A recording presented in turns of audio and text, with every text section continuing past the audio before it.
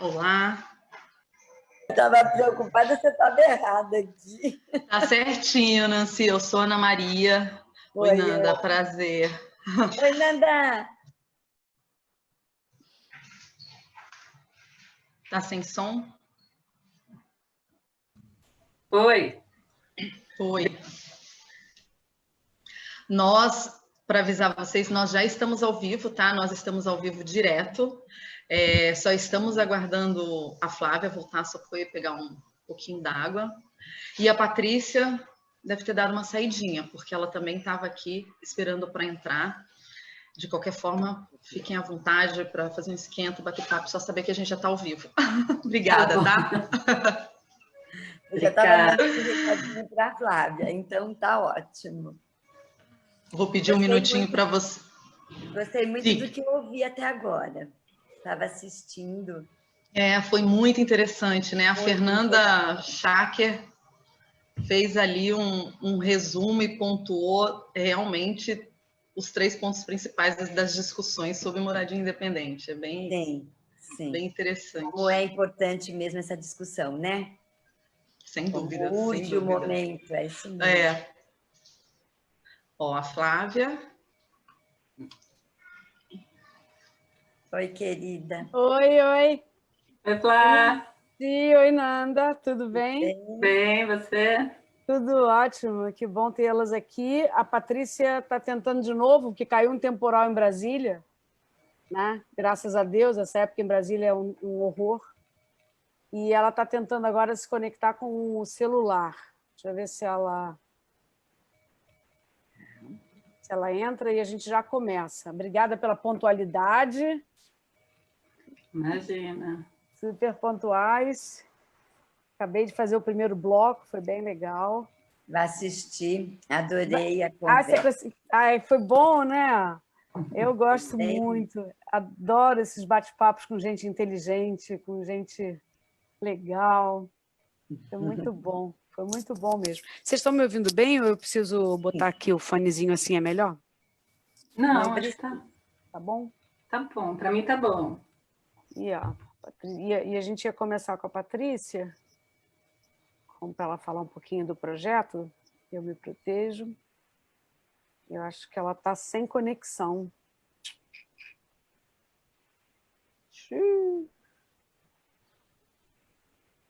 Vamos ver. Só um minutinho.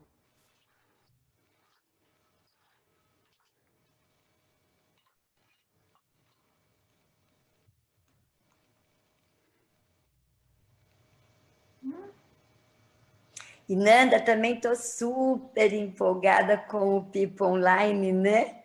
Nossa, tá.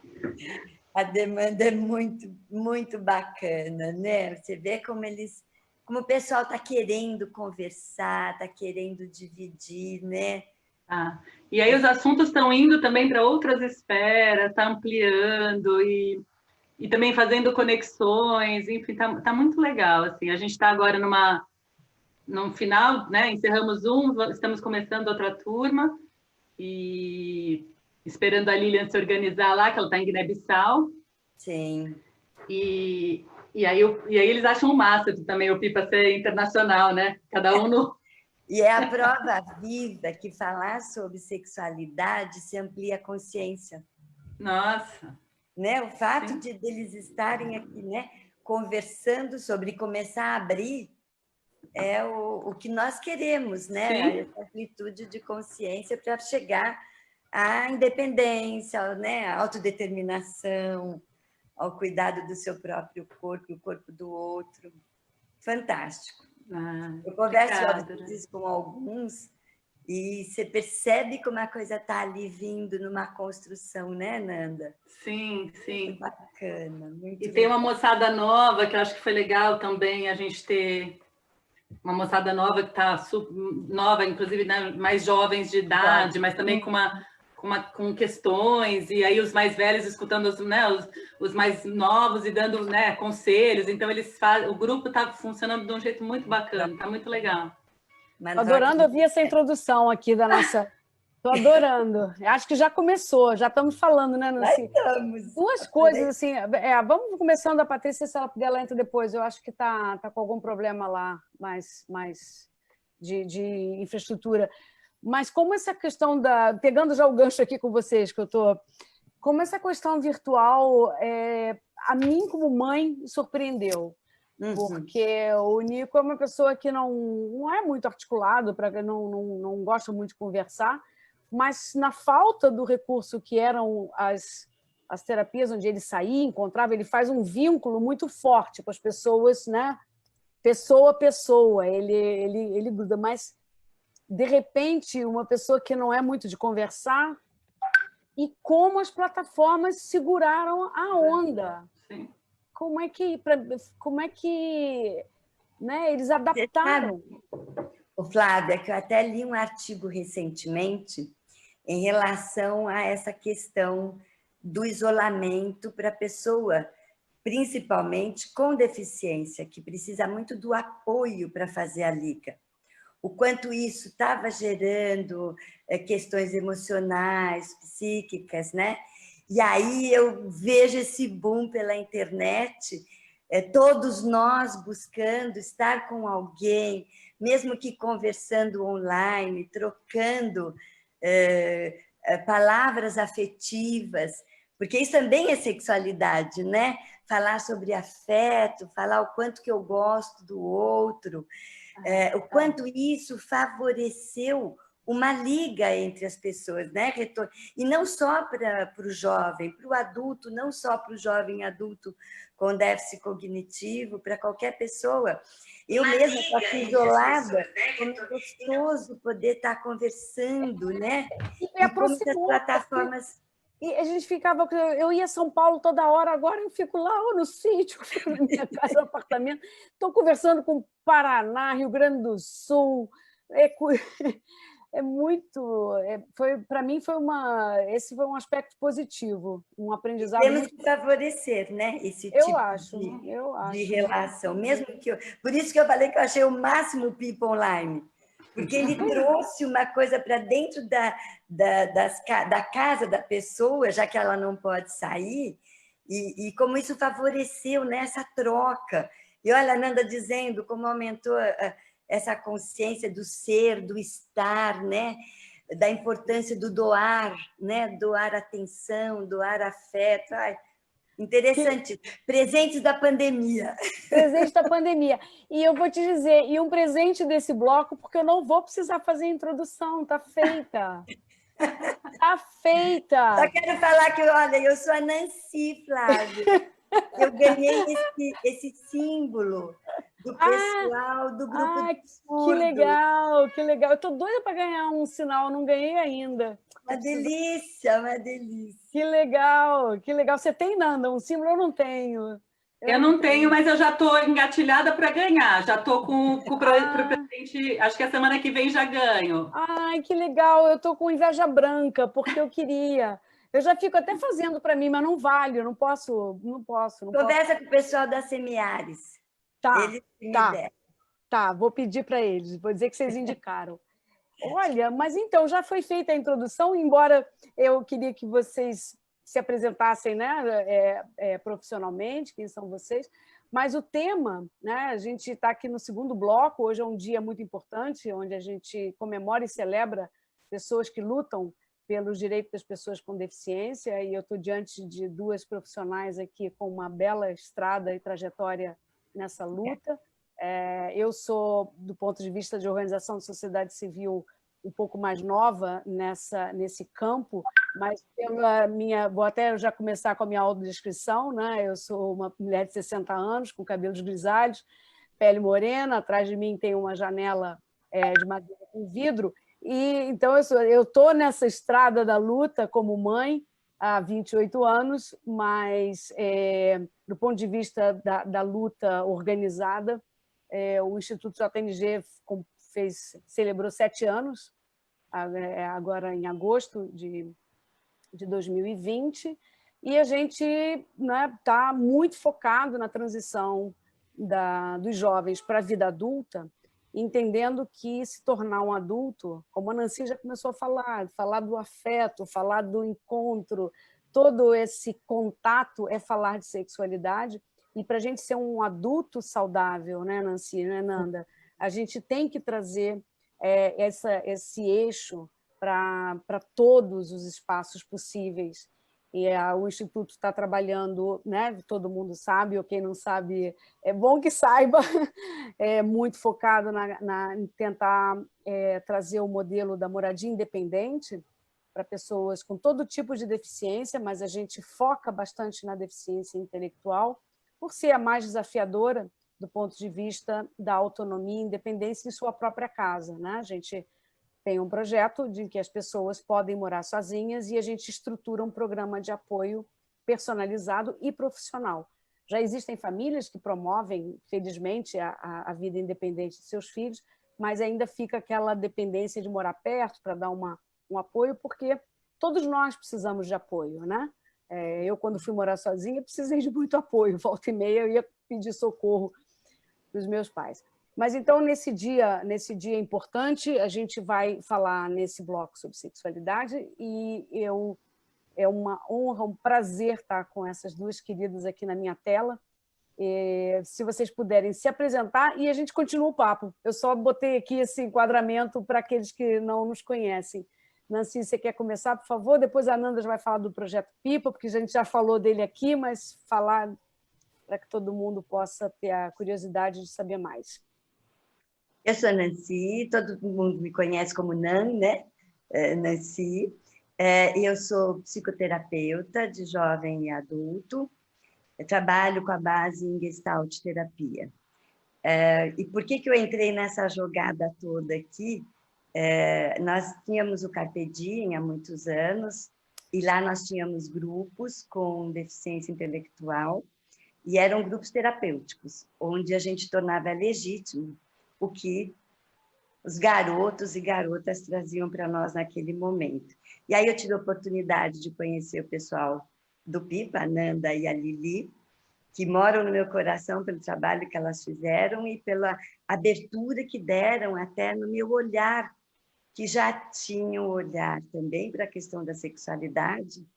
Até pode já começar um pouquinho a falar, ou vou ter que... Sim, não, agora eu só quero que a Nanda... Não, olha, eu acho que é um bate-papo, se a gente começar... Era só ter pelo menos um início, e vai ter que ter um fim.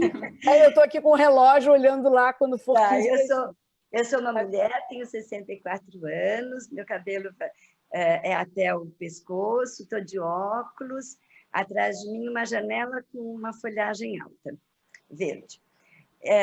E já queria até estar colocando que, como eu vejo a sexualidade fazendo parte dessa alegria de estar, alegria de viver, e essa preservação da nossa vida, quando eu conheci o pessoal, quando eu conheci a Lili e a Nanda, abriu o horizonte, né? E eu senti muito mais liberdade em poder atuar nesse campo, e há esses 15 anos que, depois do projeto, não paro de falar sobre isso, porque eu acredito que esse é um ponto muito importante para a vida plena do ser humano, né?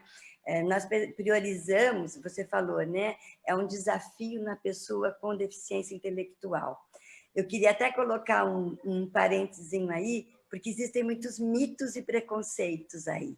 Então, realmente, você imagina se na independência tem, como isso na questão da sexualidade. Tem uma coisa e a importância desses pais participarem dessa rede de suporte, né? Isso, muito importante, e é isso, é geral. Agora, você falou uma coisa que foi a mesma coisa comigo, eu conheci o Projeto Pipa, eu conheci a Nanda e a Lili, depois mais a Nanda, porque a Lili logo em seguida foi para Portugal, né, onde ela está fazendo, acho que é um doutorado, também, pronto, depois que você conhece, não dá mais para dissociar, e que bom que a gente está conseguindo hoje realizar. Você pode se apresentar e já falar do Pipa, Nanda, e daí a gente já começa a falar entre todas. Então, eu chamo Fernanda, né? Mas eu sou conhecida como Nanda, Nanda do Pipa, meu nome de guerra.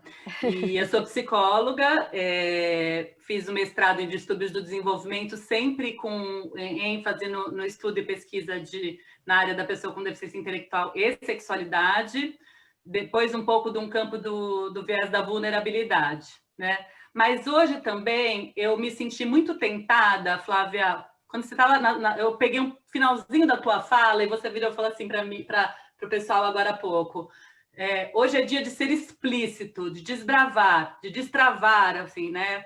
E aí eu me senti muito provocada a também me colocar, como eu venho me colocando nos últimos anos, mas são poucas as vezes com tanta clareza, como a irmã de uma pessoa com deficiência intelectual.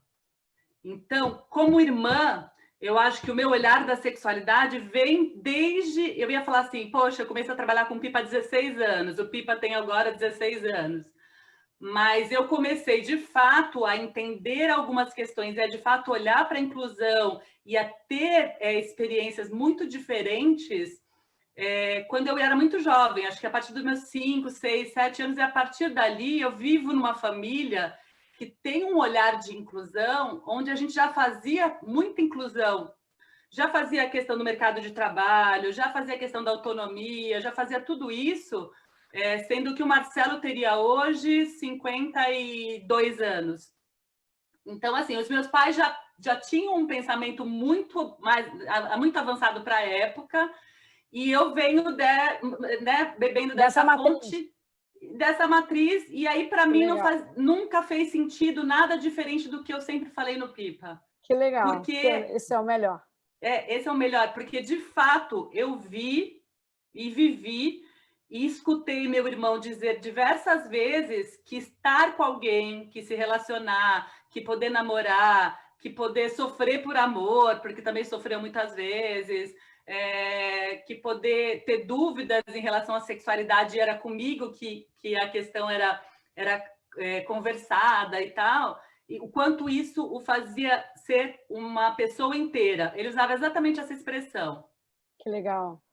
Então, a partir desse momento, eu tenho na prática ali, né, uma família que vem dessa história e um cara que me fala isso, e aí eu começo a estudar isso, e aí eu vou para um espaço onde eu e a Lilian começamos a pensar e a desenhar o Pipa, e o Pipa não podia ser diferente.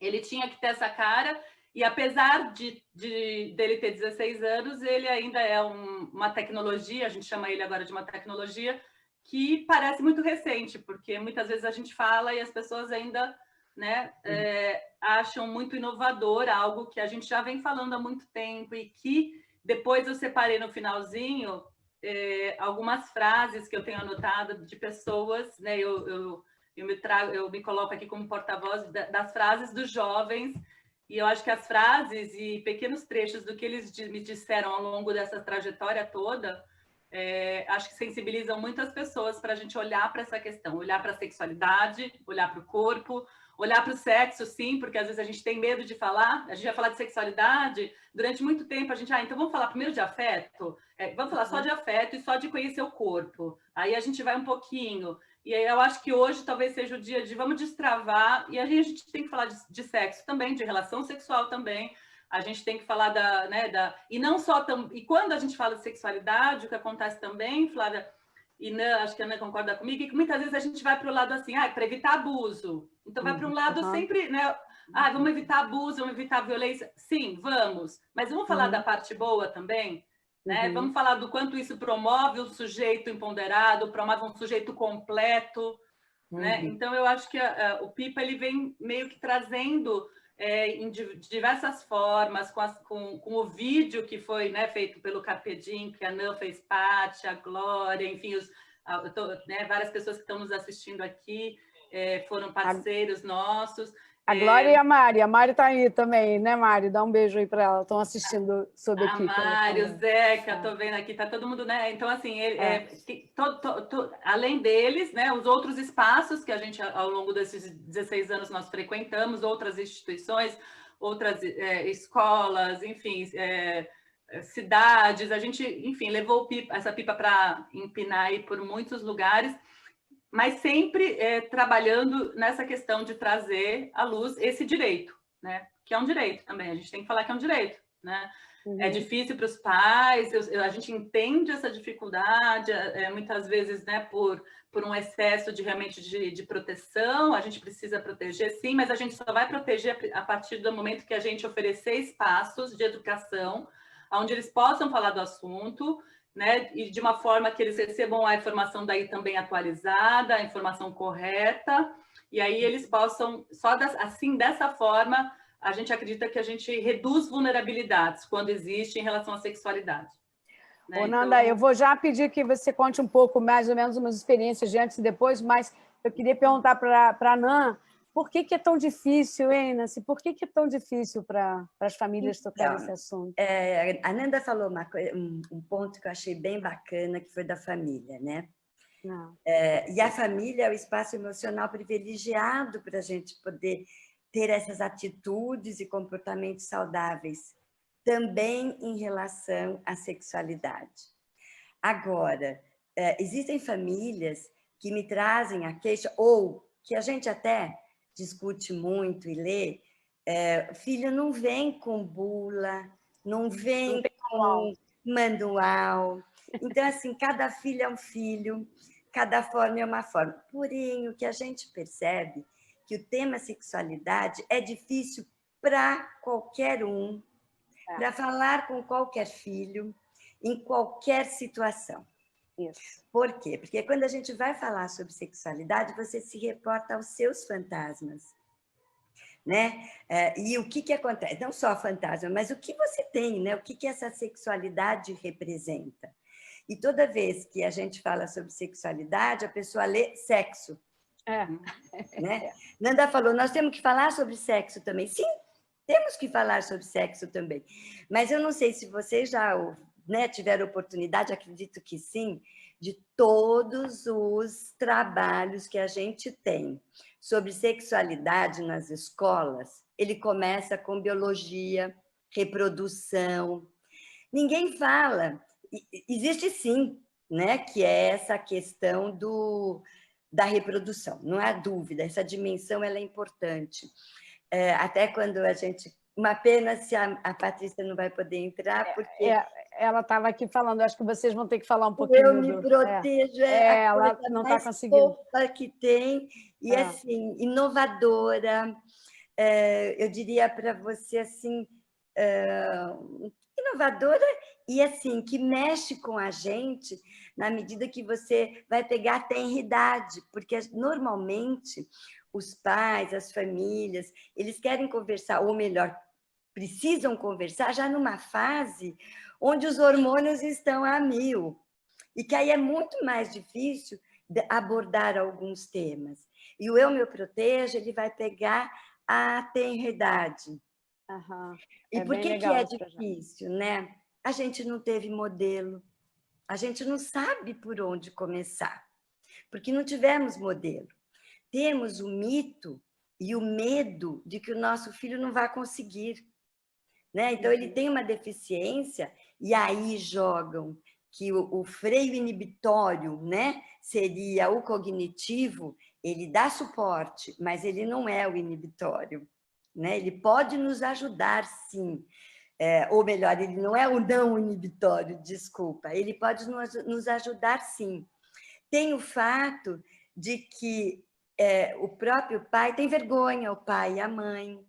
Então, se a gente olhar como é que é aquele momento da notícia, que é algo desconhecido, meu filho é desconhecido, mas é para qualquer um. Só que ele vem com um plus desse desconhecimento. Imagina isso na questão da sexualidade, que é um tabu. É um tabu, né? Falar sobre sexualidade, muita gente fala, você vai falar sobre pornografia? Você vai falar como é que a gente vai transar? Então, assim, é muito difícil mesmo. E até quando a gente conversa com os jovens, Nanda lembra, eles ficavam todos tímidos, né? E ficam até hoje. Agora, os pais também, Flávia, né, Nanda? Os pais também. Eu me lembro do primeiro encontro dos pais no Pipa, onde a gente tinha a genitália, o pênis, a vagina, a camisinha, e aquela sensação é que, será que eu vou dar conta de todo mundo? Então, assim, são coisas que são muito difíceis. Eu brinquei no Genética Não é Destino, mas realmente eu fui censurada, porque alguns slides não podiam aparecer. Pois é, eu ouvi isso e fiquei depois Por assim, causa desse censurada? não foi o Alex, não foi nada. Não, claro que não, eu sei que, imagino que não. O YouTube impede. Por quê? Porque tá. traz na memória da pessoa que está assistindo coisas que você não controla, que você não tem acesso. Então, os pais, eu diria, e até vou defendê-los, porque é muito difícil mesmo. Sim. Não é fácil. Porque transborda, né? Até uma sensação de que vai transbordar e que você não vai conter. Né? E também gera a sensação, Flávia, de que eu sou seu amiguinho e talvez eu não consiga te passar. Então, assim, existe uma linha tênue nessa educação, vamos dizer. Por isso que nós acreditamos que uma educação sexual é muito importante. E, novamente, como a Ananda colocou, na minha opinião, é a família que vai dar essa teia de suporte. Ela vai estabelecer essa rede, né? Para que ele possa dar um salto com qualidade. É mais um assunto dentro de casa que deve constar de tantos outros. Isso é que eu acho assim, né? Não, esse assunto a gente não toca, né? Sim. Como se não é possível. Só quero colocar uma questão aqui, né? Que a sexualidade ela tem 3 dimensões. Uma é essa do corpo, né? Uma é essa da reprodução. A outra dimensão é do prazer. Nós temos que falar sobre isso, né? O que esse prazer gera, né? Essa felicidade que eu sinto, né? Esse tum que dá lá dentro. E o outro ponto é sim o ponto do relacionamento, né? Porque quando você está eu converso com os meus jovens ou adultos, quando está passeando com o namorado e de mão dada, ele está exercendo a sexualidade, que é o terceiro ponto, que é o relacional. Eu só queria contar uma coisinha, eu quero passar para...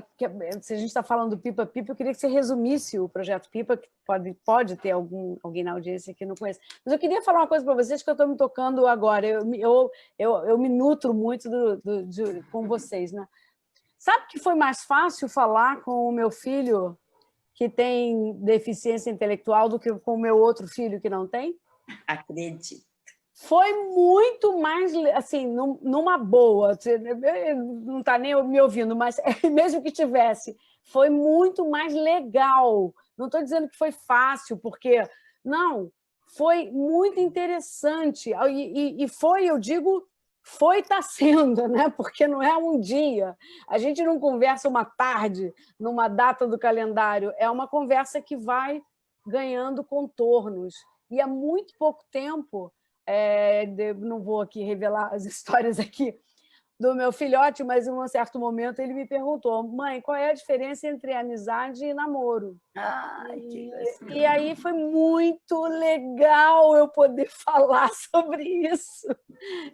Foi muito bom. Ô, Flávia, eu imagino você com filho homem, que também tem a ver com o sexo oposto.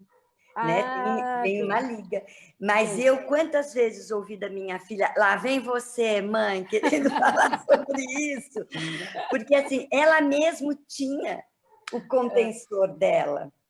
E é isso que tem, né? A gente tem, eu nem sei de onde, não sei se a gente vai ter tempo de tratar disso tão densamente, mas tem uma série de situações aí que são um pouco friccionais, né? Mas eu agora me toquei, que foi assim, claro, eu também, quando o meu filho mais velho, que é típico, ele teve aquele momento, né, de falar da camisinha, de falar da reprodução, de falar um pouco de tudo isso, mas sempre assim, mais ou menos como a sua filha, tá, já sei, tá, não precisa entrar nesse assunto com mais detalhe. Agora, o outro não, mas não sei, entra uma coisa mais natural. Que é esse freio inibidor, que, né? É mais natural.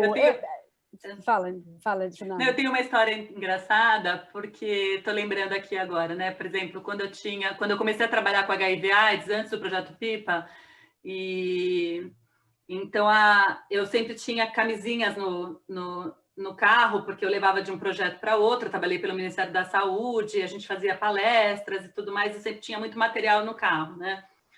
E eu sempre chegava em casa e meu irmão estava com os amigos. Então, era o meu irmão e mais 2 ou 3 amigos, rapazes e moças, todos com deficiência intelectual, que estavam sempre na minha casa. Minha casa sempre foi um ponto de união. E aí, um belo dia começou que ele me chamou no canto e pediu umas camisinhas e tal. E aí perguntou se eu podia conversar com os amigos que nunca tinham ouvido falar da história. E aí eu falei, porque eu também né, era bem jovem, também estava no auge daquela coisa da AIDS, todo mundo precisa saber, todo mundo precisa se informar, camisinha para todo mundo. Fui lá, conversei com eles, expliquei, dei a camisinha, todo mundo foi embora. De repente, começou um povo ligar na minha casa. E aí a minha mãe me chamou e começou a me questionar um pouco. E aí eu falei, não, eu estava no papel de irmã, eu tinha uma informação, ele estava precisando, eu informei. Aí os outros estavam lá, só sei que gerou uma confusão. De uma ordem, vocês imaginam isso há tantos anos atrás e ninguém falava, e eles chegaram com a camisinha na mão do Ministério da Saúde e tudo mais, e aí onde que deu isso? É na casa do Marcelo que dá a camisinha. Aí foi uma questão. E outra história que eu me lembrei interessante, hoje eu vou contar uns causos. Aí para você falar uma história interessante, quando eu fiz psicologia na PUC e o meu trabalho de conclusão de curso era sexualidade e autismo. E aí a gente punha o tema que a gente queria estudar no TCC e esse tema ia para a sala de professores, e os professores separavam aqueles que eles tinham interesse, ou seja, pelo interesse do tema, ou seja, pela experiência. O meu tema ficou vagando, naquela época ninguém pegou, e aí tiveram que dar um jeito. Daí na secretaria lá, vocês não sabem que núcleo que eu fui parar para desenvolver um trabalho que falava de sexualidade e autismo. Aonde? No núcleo de luto. Não é possível! Com a professora Maria Helena Franco Bromberg, que é uma sumidade hoje em dia na área de luto. Eu cheguei lá para ela e falei, meu tema é esse, mandaram vir aqui falar com você. Ela olhou e falou, olha, é aqui mesmo, porque me falaram que você ia vir. Eu não sei, você sabe, você quer, você tem algum caminho aí para seguir? Eu falei, tenho. Ela falou, então siga que eu vou junto com você. E a gente fez um trabalho maravilhoso. Foi incrível. Mas para vocês terem uma ideia, né, de quanto vai sendo tabu... Mas é preciso ousadia, né? Dessa professora é preciso coragem, né? Para desbravar. Deixa eu voltar com a questão dos seus pais, Nanda, ou dos pais dos amigos, porque aí entra essa questão que também é um mito, que é falar sobre sexualidade, você aflora o desejo do outro, o que está por trás é o medo de uma gravidez indesejada, é o medo de pegar uma doença sexualmente transmissível, é o medo de que qualquer jovem não consegue controlar, mito, que não é, né? E também o medo de que ele possa vir ter uma dor em função de ter se apaixonado por alguma pessoa que lhe gerou prazer. Então, voltando a essa questão dos pais, olha que interessante como não é só pai da pessoa com deficiência intelectual, é uma questão da maioria dos pais. Tirando algumas culturas que acreditam que o meu filho é homem, ele mostrou que é macho, mas tem isso, né? Inclusive assim, eu tenho uma filha menina e eu preciso protegê-la, e o menino não, e eu preciso expor, como é que é isso? E aí a gente cai num ponto que, para nós, eu acho que é o ponto mais importante, que é a questão do abuso sexual. Né? Que o nosso jovem, a pessoa com deficiência intelectual e a criança, ela é extremamente vulnerável para os predadores que temos ao redor. Né? A importância da tornar consciência, a importância da informação para a gente tentar controlar ou minimizar esse risco. Porque é aí que entra a nossa grande preocupação, né? E aqui eu acho que, infelizmente, a Patrícia Almeida não está aqui conosco, mas vale a pena fazer essa reverência ao projeto que vocês também colaboram, que ela lidera, que se chama Eu Me Protejo, que é um projeto extremamente importante. Eu queria muito abrir esse espaço para justamente ela mostrar que ela, como você falou, né, é na tenra idade, é lá que você começa aí criando todos esses conceitos para você ficar alerta. Mas continua, Nanda, acho que você está querendo contar caso aqui.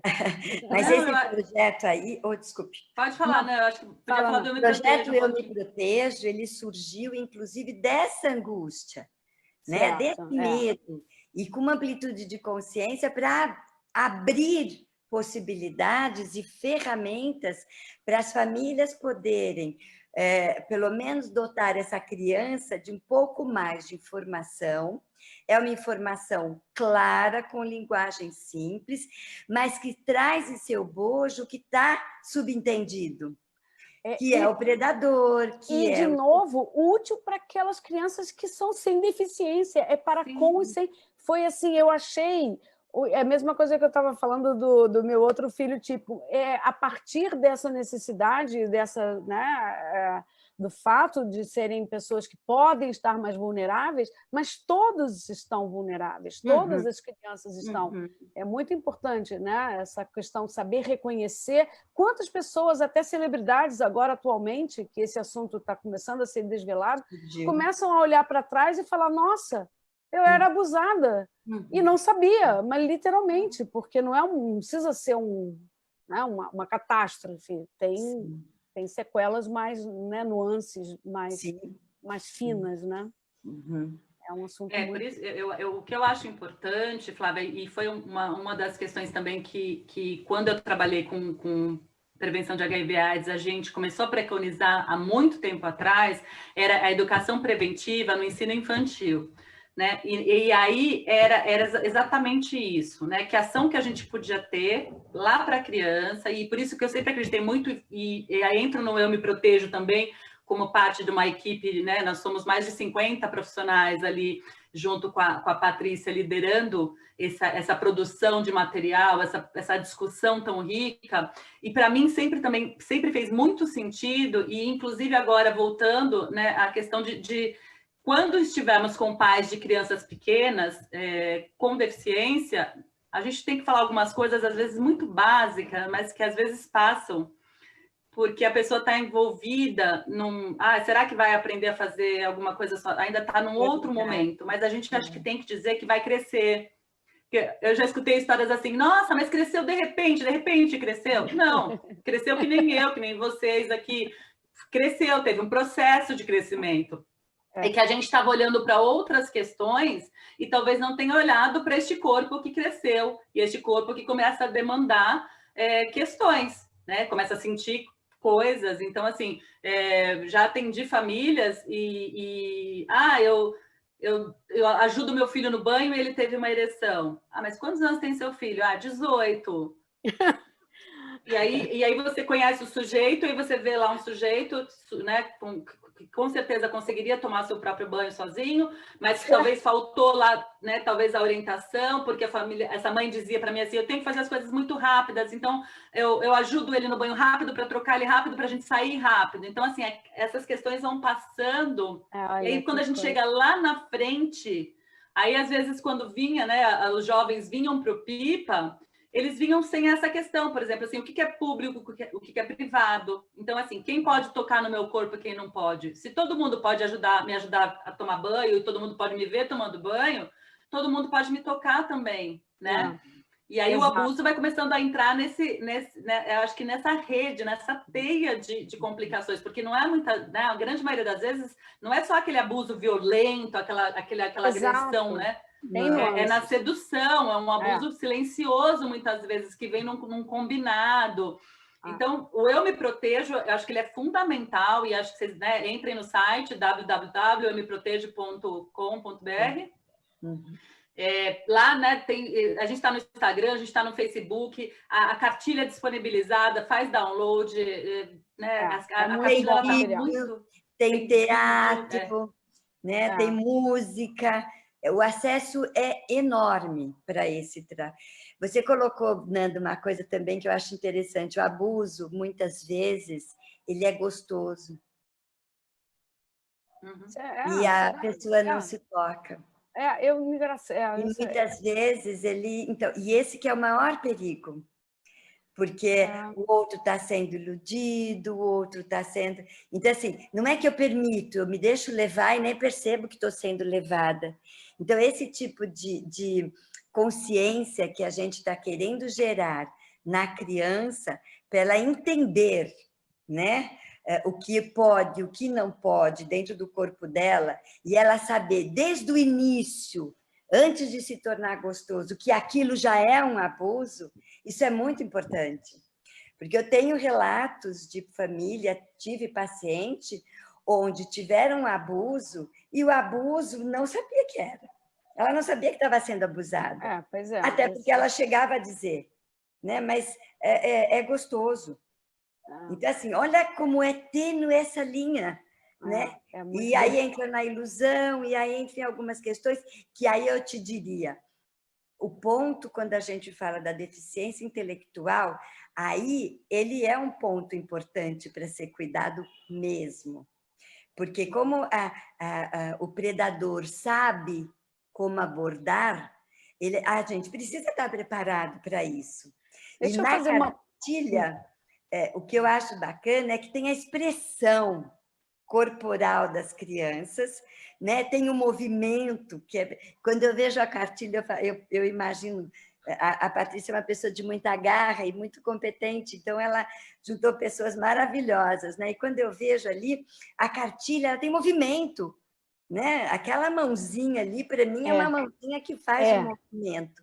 Então, assim, para o jovem, para a criança com deficiência intelectual, estas cenas são muito importantes, porque é uma linguagem corporal e uma linguagem simples. E que nós temos certeza que o outro vai entender, se à medida que ele vai poder se expressar, né? Pode falar que eu te cortei. Não, eu me inspirei aqui nas falas assim, de outras pessoas, até às vezes profissionais mesmo, mas como se esse mito, né, de que um jovem adulto com deficiência intelectual pode ser manipulado até por outro adulto com deficiência intelectual, como se isso era uma coisa que eu queria abordar, ou seja, casais, né? Porque aí a gente já entra nessa situação que também não é privilégio de ter deficiência intelectual. Existem tipos de relacionamentos, aí a gente já está falando daquele terceiro eixo, né? O relacionamento é um relacionamento que não é legal. Às vezes a gente vê, né, que aquela junção né, empata um pouco. Isso não é nada a ver com deficiência. Quantas pessoas você vê que, né, a vida dá uma atrasada ou você começa a cair nos redemoinhos. Faz parte dessas experiências de relacionamento mesmo, que exigem maturidade, só vivendo, né?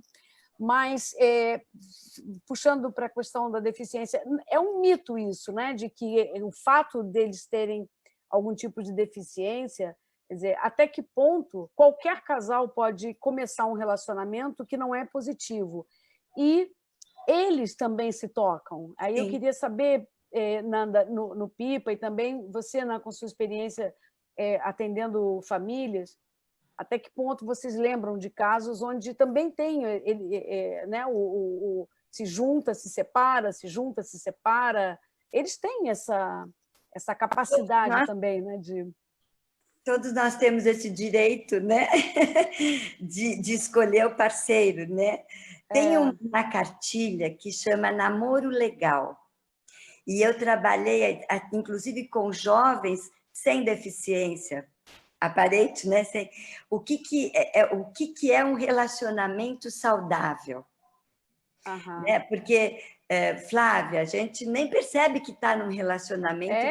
É geral isso. Não é saudável. Né? Isso. Então, assim, você só vai perceber quando você tem uma luzinha que faz um start. Muitas vezes, essa luz, ela vem de fora.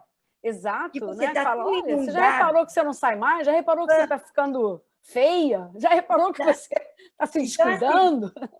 ou mesmo que aquele cara só manda em você, qual é? Que Né? você não faz mais nada sem ele dizer que tem que fazer? Isso, então assim, a gente tem sim. Eu tenho alguns relatos muito interessantes, porque às vezes fica assim, refém da namorada ou do namorado. Na deficiência intelectual, eu só vejo um plus aí, que seria o fato de se tornar extremamente metódicas determinadas ações. Né? A pessoa com deficiência, por não utilizar de forma útil sua energia psíquica, em muitos casos, o que acontece? Ele se torna metódico.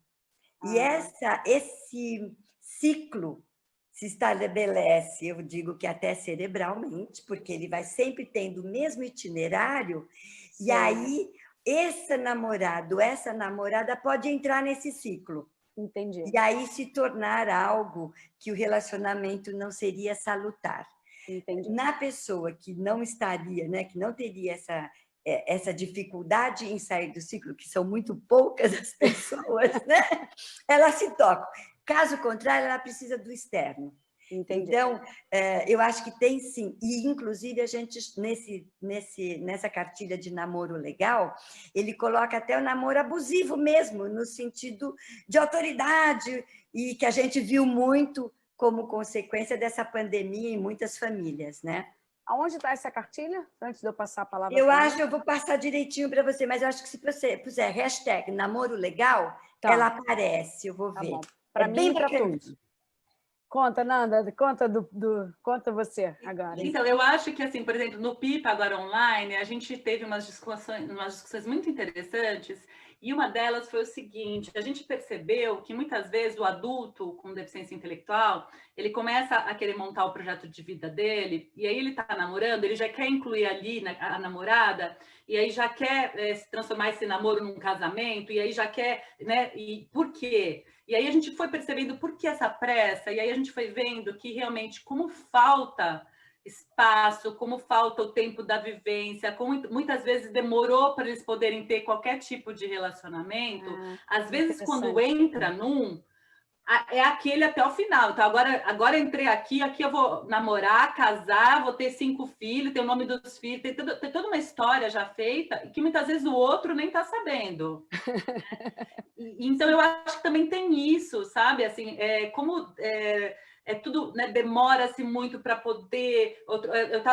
atendi uma jovem outro dia no consultório, e ela perguntou para mim assim, com deficiência intelectual, qual que é a idade certa para casar? Daí eu comecei a sondar com ela, por que ela estava fazendo aquela pergunta, tal, uma jovem de 32 anos.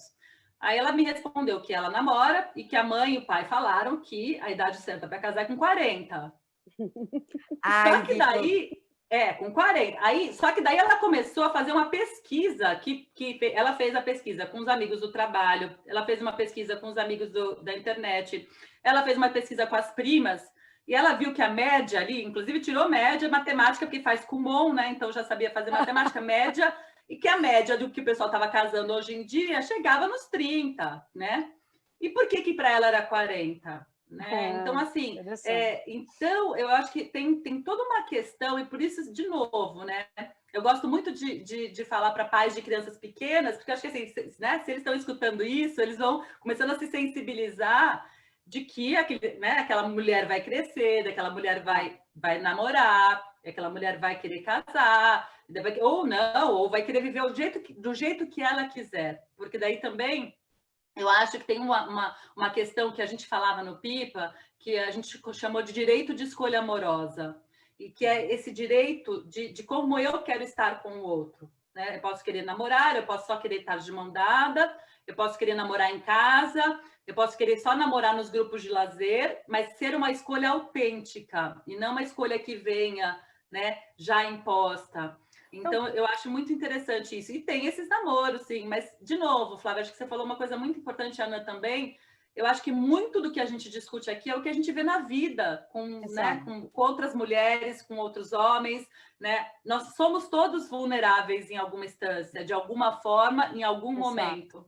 a cair num relacionamento abusivo, a estar numa relação que a gente não acha muito legal, a ceder em algumas... Então, assim, eu acho que essa questão da vulnerabilidade, ela dá essa dimensão do todo, né? Somos todos vulneráveis, em maior ou menor instância, em determinados momentos da nossa vida, e a pessoa com deficiência intelectual, ela tem alguns pontos de vulnerabilidade. Eu acho que, talvez, né, com uma lente de aumento, porque muitas vezes não se teve os espaços, eu acho que para se falar sobre isso, para ventilar. No Pipas Online foi interessante que a gente assistiu com eles uma série que está passando na Netflix, que chama O Amor no Espectro, que é uma série que quem não viu vale a pena ver, porque é belíssima. E são só vários jovens, é uma série, mas é um documentário, né, da vida real, vários jovens no espectro do autismo que se colocam em situações em que eles querem namorar. Então, tem uma terapeuta que ajuda a identificar se aquela pessoa está gostando de mim ou não. E aí foi muito interessante, porque a gente usou no Pipa, e aí eles foram verificando, né, percebendo isso. E eles falavam para a gente, né, Nanda, Lili, mas é fácil? Eu falei, não, às vezes não é fácil identificar, né? Um olhar, é uma palavra. Então, assim, esses códigos todos... então, quando tudo isso é falado e conversado, e eles podem explorar isso, a gente vai percebendo que ao longo do tempo eles vão conseguindo estabelecer os relacionamentos onde eles se sentem, né? E aí cada um do jeito que gosta, né? Se sentem realmente protagonistas dessa parte da sua vida, né? Dessa parte de afetivo, né? Afetivo sexual que eu falo. Nossa, o pessoal está escrevendo um monte aqui. Vamos ver. Eu não tenho nem noção do que eu não tô vendo. Deixa eu até abrir aqui. Quero namorar, quero não sei o que. Ih, tá todo mundo querendo, gente. Tá todo mundo querendo. Eu não tô vendo esse comentário. Querendo namorar, vamos namorar. Agora eu queria comentar Ana Maria ficou de me passar aqui. Não sei se... eu acho tão interessante, né?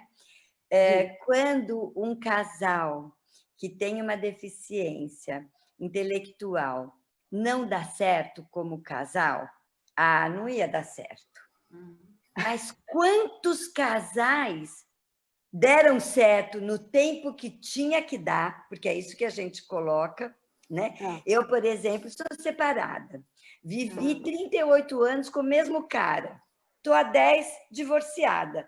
Falam para mim, seu casamento não deu certo? Eu falo, deu. Não durou. Então, assim... Deu super certo. Agora, a maioria das pessoas, eu fico até pensando, pagam para ver, para o deficiente intelectual não dá certo no casamento. E eu digo assim, pera um pouquinho, tem todos os direitos como qualquer um outro. E outra, eu acho que vale o tentar.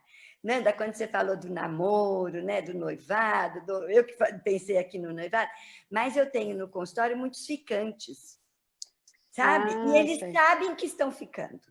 Sim. Né? E aí eu vou te dizer, eu atendo uma porcentagem quase similar, né, de pessoas com e sem deficiência. E eu diria para você, é o mesmo papo. Às vezes eu saio de uma consulta e entro numa outra, achando que eu vou falar sobre outra coisa, a sensação que eu tenho é o mesmo papo. É a mesma conversa, é a mesma dificuldade. O nosso sonho não é, Nanda, era ter o Pipa inclusivo. Esse foi sempre um sonho que eu falei assim, que coisa mais maravilhosa. Que legal essa ideia, que boa. Ter um Pipa inclusivo. Aí, toda vez que a gente ia em congresso, em Curitiba, uma vez, nós fizemos um workshop e eu convidei pessoas para entrar no workshop sem e com deficiência. E a gente colocou um pouco de vaga limitada, vamos dizer assim. Vamos tentar por 20 pessoas que a gente acredita que tem o déficit cognitivo e 20 que não tenha. Foi muito difícil, porque a maioria não entrava ou não fazia dos dois lados. Mas foi muito bacana, porque no final de nós tínhamos umas assistentes do próprio congresso na porta, porque ficou cheio de gente, né? No final, acabou tudo, ela falou assim, eu preciso conversar com a senhora. Tudo que a senhora falou, eu estou vendo em mim. O que eu faço com a minha mãe? E aí veio um monte de coisas que eu falei, olha como se esse espaço, né, fosse um espaço genuíno para todas essas pessoas, o quanto seria importante né? Para os nossos jovens hoje entender, né, que não dá para determinadas coisas você fazer e outras coisas você querer evitar, né? Se você quer evitar, você tem que saber como fazer. Que curioso, você está me lembrando uma vez que eu fui aqui no Rio, tem o Museu do Amanhã, e ali eles, logo que começaram, inauguraram, né, uma ideia de uma curadoria muito progressista, por conta até do nome do Museu do Amanhã, e aí eu fui apresentar a ideia do projeto de pessoas com deficiência morando sozinhas, e uma das pessoas que participou da reunião era uma menina muito jovem, dessas assim, recém-formadas em comunicação, e né, começando a sua carreira já de maneira promissora, e ela me olhava assim, um dia depois ela falou a mesma coisa, nossa, mas eu acho que todo jovem precisa de apoio para morar sozinho. Então, o quanto a Ana que me falou, que o mesmo que a Nanda está dizendo, que tem muito jovem participando, falando que quer namorar, e aí eu trago esse assunto junto com a questão da moradia independente, porque a casa, né, ela é uma pedra angular, ela ali também você estrutura, a partir do seu espaço, você organiza muito, não só a sua vida cotidiana, mas também as suas escolhas. Eu, quando fui à Inglaterra pela primeira vez conhecer esse projeto, foi uma das coisas que me chamou a atenção, foi assim, uma conversa en passant, nós não estávamos tratando de nenhum assunto específico relacionado à sexualidade, imagine, mas, espontaneamente, o coordenador de todo o programa de apoio individualizado, que eu estava tentando aprender como se construía, ele falava, eu queria entender até que ponto era o jovem morador, né, que determinava as suas prioridades de que tipo de apoio, o que ele gostaria de desenvolver como habilidade, e até que ponto era a família, que né, interferia, combinava, até porque a gente tem que fazer uma adaptação da cultura anglo-saxônica latina, né? A gente não pode pegar um projeto britânico e botar aqui, que não é a mesma coisa. Mas, curiosamente, esse diretor lá do programa de apoio, espontaneamente, ele falou, não, é o morador. Tem situações que a família não pode saber. Aí eu falei, como que? Ele falou assim, aí ele olhou para mim e falou assim, como a opção sexual, por exemplo. Aí eu bateu assim, eu falei, gente, aonde que você vai expressar a sua opção sexual se não é vivendo Sim. E tendo privacidade? Uhum. Está muito casado esse tema, por isso que eu gosto muito de falar da vida adulta. Não é moradia não são 4 paredes, é você se tornar um adulto. E aí? É muito... Então, acho que eu estou respondendo aos jovens que estão dizendo eu quero namorar. É isso, ótimo. Tem que namorar, porque a gente aprende muita coisa, né, se relacionando. É como as nossas queridas aqui estão explicando.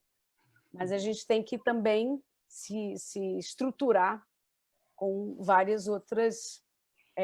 Flávia, eu estou me lembrando aqui, no dia que você lançou o vídeo da moradia independente no Rio de Janeiro, e que aquele vídeo tinha umas perguntas que você fazia para os jovens sem deficiência intelectual, e as questões eram as mesmas. Exato, era o as dificuldades eram as mesmas. Exato. Então, eu tiro disso tudo um sumo do tipo assim, estão escrevendo quero namorar, né? Mas eu diria, hoje, as jovens que eu conheço que estão solteiras, elas falam para mim, qualquer jovem, tá? Quero namorar, quero constituir família, quero ficar com um companheiro. Porque quando a gente fala de sexualidade, nós estamos falando também de companhia. E para mim isso é fantástico. Por quê? Porque está dizendo que não quer estar só, né? Fazer que não um projeto quer juntos, construir juntos. Viver a vida com alguém. E aí eu vou voltar de novo ao teu tema, que era morar sozinho. Eu perguntava para as minhas pacientes, vocês querem morar sozinha? Ah, não. E aí as famílias ouviam, eles querem morar com a gente. Aí o dia que você pergunta, você quer morar com um amigo teu? Eu quero. Depende do amigo. Então, a gente usava a palavra errada. Isso, eu aprendi isso nas minhas falas, que depois a gente traduziu morar sozinho é uma maneira de dizer eu quero sair da casa dos meus pais e ter a minha vida. A minha vida. Ter a minha vida. Vai aprendendo, vai, né? Aprendendo, porque, claro, você vai buscando a maneira. Também tem que separar, né? Que eu também trabalho com o pessoalzinho, que é morar sozinho uma coisa, estar só é uma coisa, estar em solidão é outra. Exatamente. Né? Você pode estar num grupo em profunda solidão. Por isso que o exercício da sexualidade como um todo, ela é importante, porque você vai estar sempre com alguém, mesmo que esse alguém seja você. E aí você quebra a questão do que a gente chama da solidão. Esse foi um ajuste importante. Olha, como sempre, uma boa conversa passa muito rápido. Nós temos 4 minutinhos, 3 minutinhos, ele virou o minuto agora, 3 minutinhos para terminar esse bloco, porque a gente vai falar de trabalho no próximo, para consagrar um pouco essa vida adulta, né? A gente pensa numa casa, a gente se relaciona e a gente quer se ocupar e quer se realizar no trabalho. Eu acho que isso cada vez mais a gente precisa costurar até para ajustar os termos, né? Para que eles se vejam nesse dia de luta do direito da pessoa com deficiência, nos vejam como aliados, né? Eu termino aqui agradecendo muito a vocês, Nanda. Foi uma pena que a Paty não conseguiu entrar, mas eu acho que ela foi muito bem representada e o projeto foi muito bem contemplado aqui.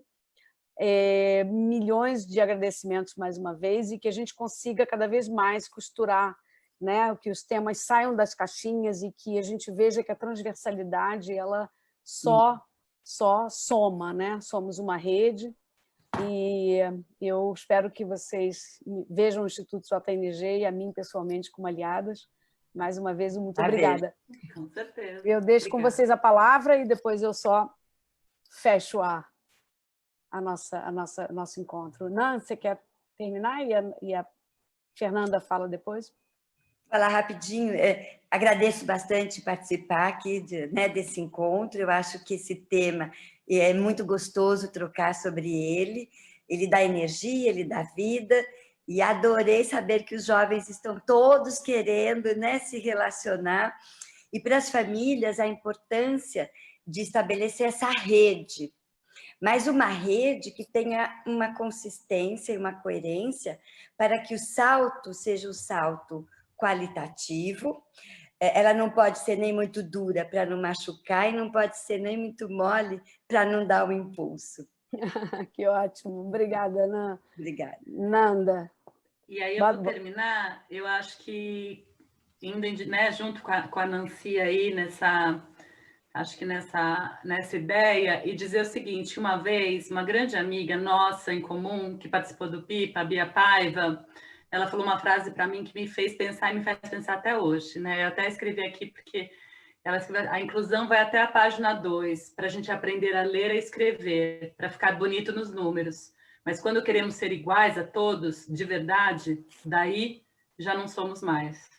E aí eu acho que a gente precisa estar tecendo essa rede, estar trocando essas informações, estar falando sobre isso, né, e estar apoiando as famílias, né? Eu acho que as famílias precisam realmente de muito apoio, e a gente está aí, os profissionais, os próprios jovens, os adultos, enfim, está todo mundo aí pronto para dar as mãos, mas a gente precisa olhar para isso.